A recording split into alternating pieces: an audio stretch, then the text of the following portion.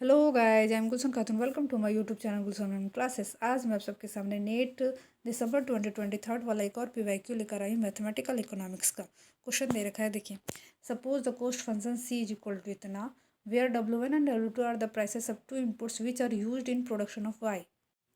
Which of the following properties of the cost function C is correct. ठीक है, question कह रहा है कि मान लीजिए कॉस्ट फंक्शन सी इतना दे रखा है, जहाँ पे W1 and W2, where W1 and W2 are the prices of two inputs, यानी W1 और W2 जो है ना, टू इनपुट्स का प्राइस दे रखा है। Which are use in production of Y, जिसका यूज वाई के प्रोडक्शन में करा जाता है। ठीक है, यूज वाई के प्रोडक्शन में होता है। विच of the following properties of the cost function is correct. कहता है नीचे जो प्रॉपर्टीज दे रखा है कॉस्ट फंक्शन का, उसमें से कौन सा सही है सो पूछ रहा है। ठीक है, ऑप्शन देखिए, मेरा 4 दे रखा है। फर्स्ट में कहता है cost function C is monotone, concave and continuous function in W1 W2। Second कहता है cost function C is a non monotone, convex and continuous function in W1 W2। Third कहता है cost function is continuous in W1 and W2 and discontinuous function in Y. Fourth कह रहा है cost function is a continuous function and homogeneous function in degree 0। तो चलिए check. देखिए, ये दे रखा cost function Y into W1 plus W1 W2 का under root plus W2। चलिए लिखते हैं इसको, ये रहा मेरा। ठीक है, अब देखिए इसको हम लोग लिख लेते हैं, क्या हो जाएगा। चलिए इसको सॉल्व करते हैं। क्या हो जाएगा, सी इज इक्वल टू वाई, इस अंडर रूट को हटाते हैं तो कितना बन जाएगा, W1 प्लस W1 पर पावर 1/2 एंड W2 पर पावर 1/2 प्लस W2। ये बन गया। ठीक है, अब देखिए इसको कैसे हटाएं। सो देखिए, इससे W1 इंटू W2 का पावर 1/2 लिख सकते थे, तो इसको बस अलग अलग लिख दिए है ना। W1 पर पावर 1/2 एंड W2 पर पावर 1/2। ठीक है, अब इस y को सबके साथ मल्टीप्लाई कराते हैं। ठीक है, चलिए कराते हैं। कितना हो जाएगा, c is equal to Y W1 हो जाएगा। ये कितना बन जाएगा, इससे W1 को इसके साथ कराएं तो प्लस वाई W1 पर पावर 1/2 इंटू W2 पर पावर 1/2 प्लस इस y को W2 के साथ मल्टीप्लाई कराएंगे तो कितना बन गया, वाई W2। ठीक है, ये बन गया। अब मोनोटोन नॉन मोनोटोन कैसे चेक करते हैं। मोनोटोन नॉन मोनोटोन को चेक करने के लिए जब हम लोग इसका फर्स्ट डेरिवेटिव करेंगे, यानी एक्स एंड वाई के रिस्पेक्ट में यदि किसी का डेरिवेटिव करना रहता है, तो फर्स्ट डेरिवेटिव अगर ग्रेटर देन 0 आ गया तो आपका मोनोटोन हो गया, और अगर लेस देन 0 आ गया तो नॉन मोनोटोन। तो यहाँ पे एक्स वाई दे नहीं रखा है, तो हम लोग क्या करेंगे, यहाँ पे W1 एंड W2 के रिस्पेक्ट में डेरिवेटिव कर लेते हैं। ठीक है, चलिए इसको हम लोग क्या करा लेते हैं, फर्स्ट डेरिवेटिव करा लेते हैं किसके रिस्पेक्ट में, W1 के रिस्पेक्ट में करा लेते हैं। ठीक है, तो W1 के रिस्पेक्ट में यदि इसका फर्स्ट डेरिवेटिव करेंगे कितना आ जाएगा, ये y बन जाएगा प्लस ये तो y ही रहेगा, W1 के रिस्पेक्ट में कर रहे। ठीक है, तो इसको 1/2 आगे कर दिए, W1 पर पावर -1/2 हो जाएगा, क्योंकि यहाँ पे -1 करेंगे। ठीक है ना, इंटू आपको तो आता है डेरिवेटिव निकालना है, इंटू W2 पर पावर कितना हो जाएगा, 1/2। ठीक है, ये मल्टीप्लिकेशन में तो इसको तो लेकर चलेंगे ना ऐसा ही।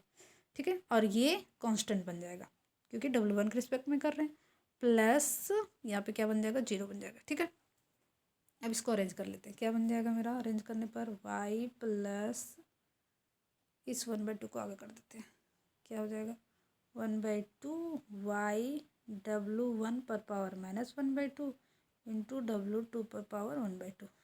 ये है ना भाई। ठीक है, इसको लिख दिया। ये निकला क्या, del C divided by del W1, है ना।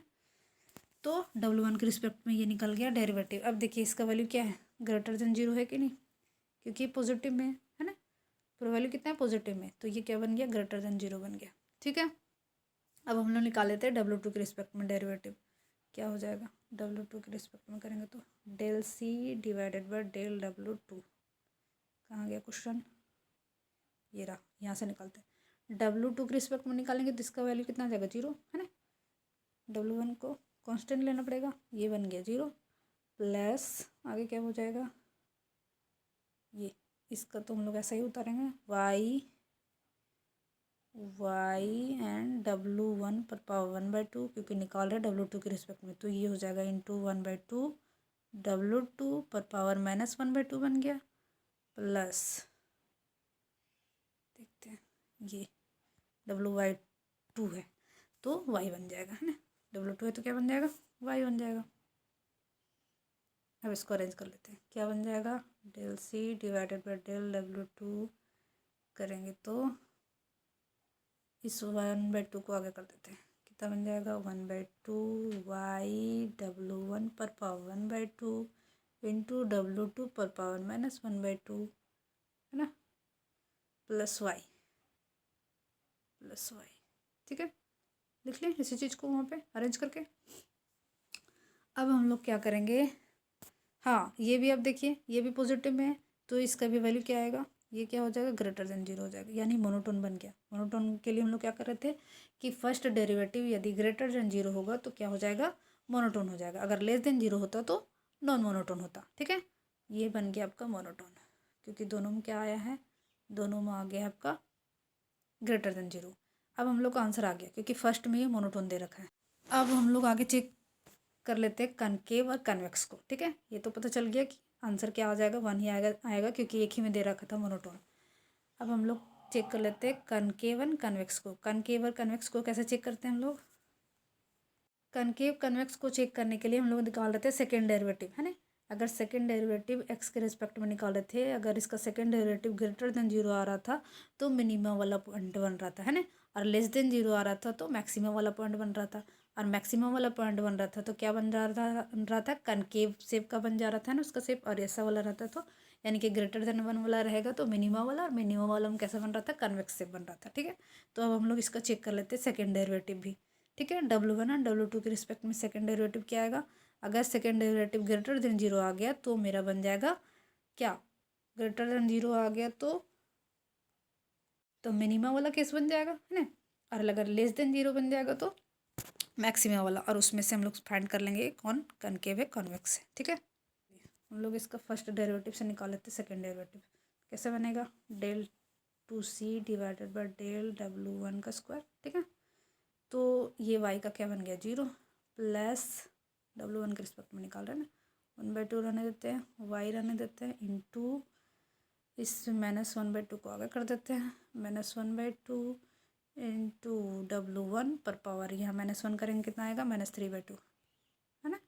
पावर कितना हो जाएगा, -3/2 इंटू W2 पर पावर कितना है 1/2 लिख देते हैं। ठीक है, ये बन गया सेकेंड डेरिवेटिव। इसको अरेंज कर लेते हैं, फिर से अरेंज करें कितना बन जाएगा, इस 1/2 को इस 1/2 के साथ मल्टीप्लाई कराएंगे कितना आएगा, -1/2 सॉरी -1/4, है ना, इंटू वाई रहने देते, वाई W1 का पावर कितना है -3/2 लिख देते हैं, -3/2 इंटू W2 का पावर कितना है 1/2। ये रहा। अब आप देख रहे हैं ये नेगेटिव में है, सेकेंड डेरिवेटिव किसके रिस्पेक्ट में, W1 के रिस्पेक्ट में, है ना। सेकेंड डेरिवेटिव कर रहे थे तो क्या आया, माइनस में आया, है ना, नेगेटिव में आया, यानी लेस देन 0 हो गया, यानी 0 से कम है। अब हम लोग W2 के रिस्पेक्ट में कर लेते हैं, इसका सेकेंड डेरिवेटिव करके देखते हैं क्या बनेगा, del 2C divided by del W2 का स्क्वायर, है ना।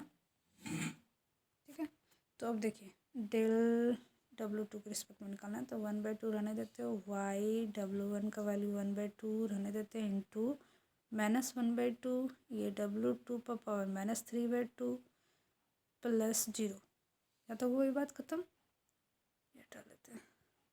अब इसको अरेंज कर लेते हैं, है ना, इसको इसके साथ मल्टीप्लाई करा देंगे, कितना बन जाएगा -1/4 y W1 पर पावर कितना है 1/2 इंटू W2 पर पावर -3/2। ठीक है, यहाँ तक बात खत्म। ये देखिए, अब देखिए इसका भी वैल्यू क्या है, नेगेटिव में आया, यानी कि लेस देन 0, तो कैसा बना शेप, मैक्सिमा का बन गया। मैक्सिमा में कैसा बन रहा था, मैक्सिमा में मेरा बन रहा था, या लिख लेते पहले, मैक्सिमा का बन गया, और मैक्सिमा में हमारा शेप कैसा बन रहा था, कनकेव, कैसा बन रहा था, कनकेव बन रहा था, है ना। पिछले वीडियो में बता चुके हैं, ठीक है ना, कनकेव कन्वेक्स कैसे बना था।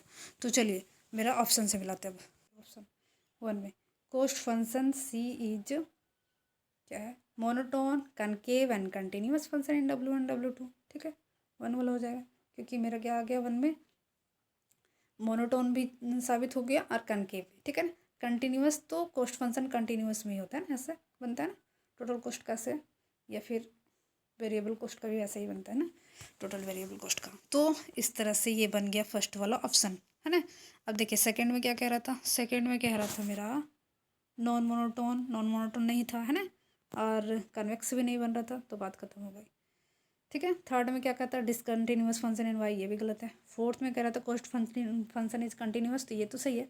And homogeneous function of in degree 0, तो ये गलत है ना, डिग्री 0 नहीं होगा, इसको चेक करेंगे तो हमको लगता है 1 ऑप्शन 1 सही हो गया। Thank you guys.